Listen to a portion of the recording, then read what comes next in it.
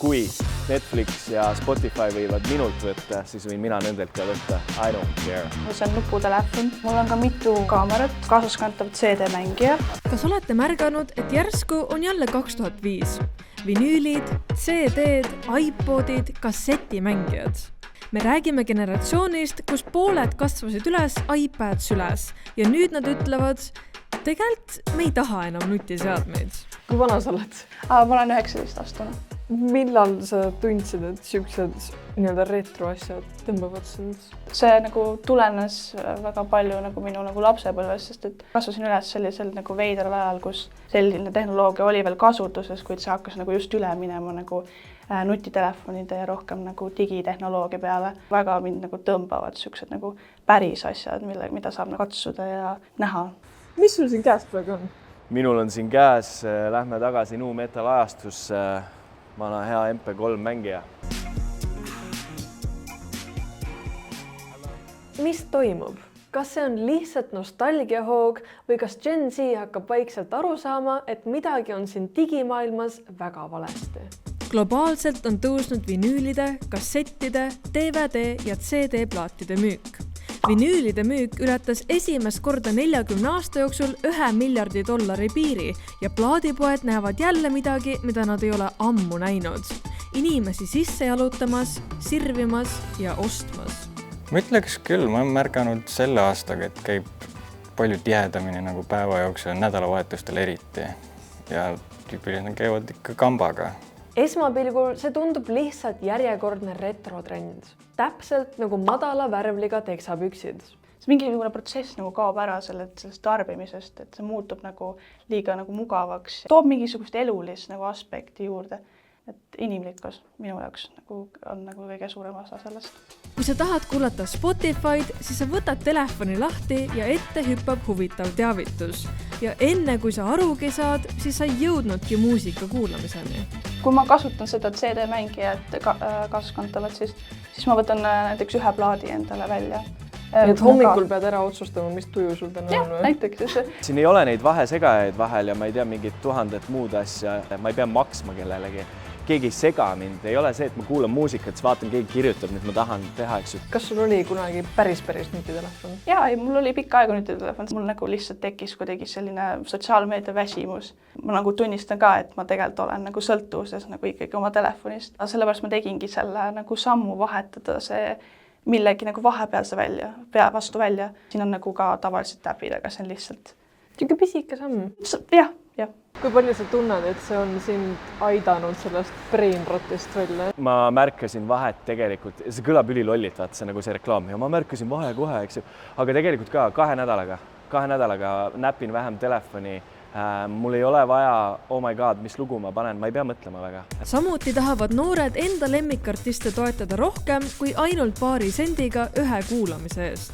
I don't buy vinyl just for the aesthetic. I buy it because I want my favorite artists to continue making music. Sa võid kuulata Spotify's ühte lugu 100 kordi ja artist teenib sellest vaevu €2. Viimased Spotify otsused, mis nad on teinud, on päris kummalised ja täiesti loomulik, et inimesed loobuvad sellest. Ma olen ise ka loobunud sellest.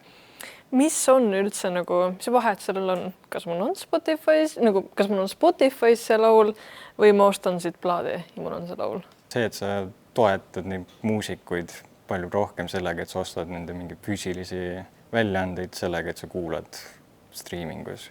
Sul on kodus vinüülimängija ja sa naudidki kodus tegelikult seda puhast ja analoogeli, mitte enam digitaalset heli. Pluss on ikka suur rõõm hoida füüsilisel kujul midagi, et sa omad seda, et see on sinu oma sõpradele jagada, nad annavad sulle midagi kuulamiseks. The people crave community. Jah, et see midagi, mis viib inimesi kokku. Ma ei taha kõlada see kuri vanamees, aga kõik on nii tugevalt zombistunud. Käivad ringi, nad ei suuda laule enam valida, scrollitakse, ollakse ühtemoodi nii. Kuulad, jama, järgmine. Aga kui sa plaadi oled ostnud, see ei ole see, et ma kuulan nüüd iga loo 30 sekundit algust ära ja läheb ta kuskile äraviskamisele. Kas sa ütleks, et sa naudid rohkem muusikat sealt CD-playerist? Jaa, kindlasti. See kuidagi lülitab mind ümber nagu, et nüüd ma kuulan muusikat, inimesed käivad ringi ja neil on põhimõtteliselt kogu aeg üks mingi kõrvaklapp kõrvas ja siis tekibki küsimus, kas nad kuulavad muusikat või nad kuulevad seda. Noored on teinud teadliku otsuse osta CD-plaate, kassette ja vinüüle. Selle pealt võib artist teenida ühe ostuga mitu eurot.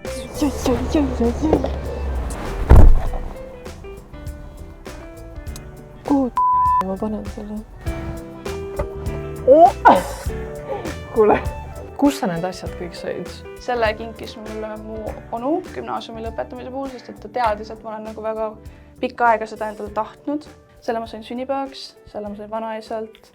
Selle ma tegelikult laenasin tähtajatult oma sõbralt ja oma telefoni selle ma tellisin kusagilt internetipoest, kes nagu müüb edasi selliseid nii-öelda lolle telefone. CD-playerid ei ole ju enam väga uusi tulnud tootmisse väga. Ei peagi uued olema. Jah, et kes on oma Sony vana Walkmani üles leidnud, et on õnnelikud ja saavad kasutada. Need tegelikult enam ei toodeta, seega nagu, see on kõik nagu edasimüük nagu mingi kolmandate nagu isikute poolt. Ma tean, et DVD-playerid tahetakse praegu väga tagasi tuua, ostas kohe hinnad tõusid tänu sellele, kui nad said teada, et ohoh, see värk toimib. CRT-telekad läksid kalliks tagasi, proovi seda osta. Kui hästi läheb, see kuskilt saad neid normaalseid ja osadel on juba see VHS-i ava seal sees olemas.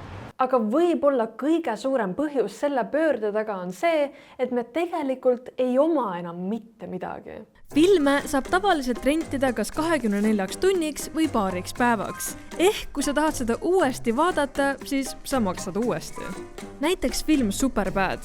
Sa saad selle DVD osta Amazonist umbes 7 euroga, aga laenutada 3,50-ga. Ehk kui sa tahad vaadata seda filmi 2 korda, siis sa oled maksnud juba sama palju, kui DVD füüsiliselt omamine maksaks. Ja siis sa võid oma lemmikfilmi vaadata kas või 50 korda, ilma et keegi sinult raha uuesti küsiks. Leheküljed nagu Netflix ja Go3, nagu, nad annavad sulle väga suure valiku nagu filme ja sarju vaadata, aga samas nad piiravad seda valikut väga palju ja iga hetk su lemmikfilm võib sealt kaduda. Kui sul on oma kollektsioon, siis see pole nagu probleem. Et tegelikult ka see on hästi oluline, võtke asju endale, hoidke neid ja ärge sõltugi sellest, et keegi ühel päeval ütleb cancel ja võtavad teilt need asjad ära, et see on tegelikult minu silmis väga alatu.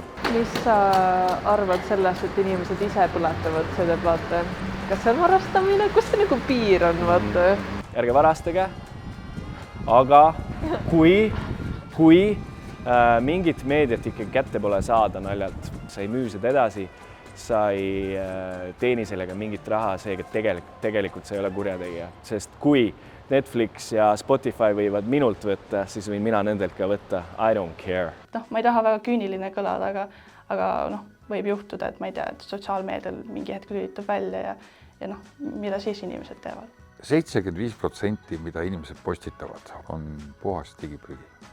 Ausalt. Sorry, kui mõni nüüd väga pahandab selle peale. Kui ma seda ilmutasin, siis sadas vihma ja siis see tekitas sellise nagu värvide puhangu seal. Aga minu meelest see on nagu hästi armas ja see näitab kuidagi ka seda elulist poolt. Telefoniga küll ei saaks sellist nagu asja nagu saavutada.